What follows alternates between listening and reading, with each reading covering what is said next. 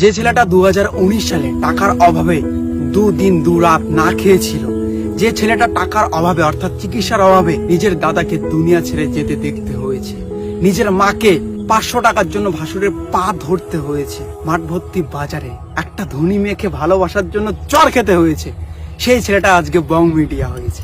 আজকে সেই ছেলেটাকে অনেকেই বলে সেলিব্রিটি। কোনো প্রোগ্রামে গেলে পুলিশ গার্ড দেয়, রাস্তায় ঘাটে হাজারো লোক ভালোবাসে, যে মানুষগুলো অপমান করতো সেই মানুষগুলো দেখা করার জন্য অনেক আগ্রহ দেখায়। এতদিন ধরে আমার জীবন কাহিনী অনেক ভিডিওতে দেখেছেন, অনেকেই ফেক নিউজ দিয়েছে, অনেকেই কিছু জিনিস রিয়েল বলেছে। আজকে নিজের মুখ থেকে আমার জীবন কাহিনী নিয়ে চলে আসি, কেননা তোমাদের ভালোবাসা 20 লক্ষ লোকের সদস্য হয়েছে আমাদের বং মিডিয়া ফেসবুক পেজে। ইউটিউব চ্যানেল তো আছে, ইনস্টাগ্রাম আছে, সাথে আরো পেজ আছে এবং ইউটিউব চ্যানেল 2-3টা আছে। মোটামুটি 30 লাখ লোকের ভালোবাসা পাই, মানে 30 লাখ ফলোয়ার। কিন্তু দেখুন, আমি সাদামাটা গ্রামে হাওয়াই চটি পরে ভিডিও বানাচ্ছি, এখনো ঠিক সেভাবেই চলাফেরা করি, নিজের থাকে বিভিন্ন মানুষের সাথে কথা বলি। জীবনে অনেক বাধা এসেছে, অনেক মানুষ আমাকে নিচে ফেলে দেওয়ার জন্য চেষ্টা করেছে, কিন্তু দেখুন আমি কখনোই কারো সামনে মুখের ওপর কথা বলতে শিখিনি, কথা বলিনি। চলুন এই ভাইটার আজকে জীবন গল্প শোনা যাক। আমার নাম উজ্জ্বল বর্মন, একটাই নাম।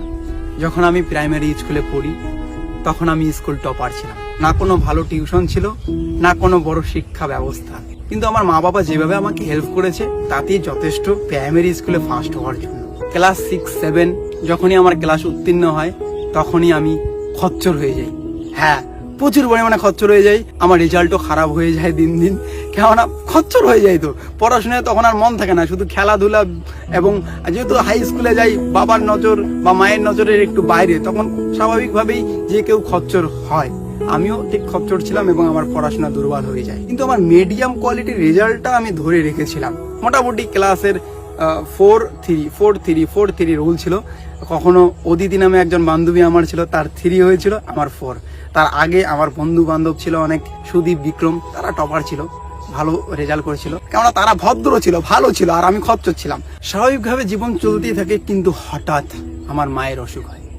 টানা 3 মাস মা হসপিটালে থাকে। সরকারি হসপিটাল নয়, প্রাইভেট হসপিটাল। প্রচুর টাকা চলে যায় এবং অনেক জমি চলে যায়।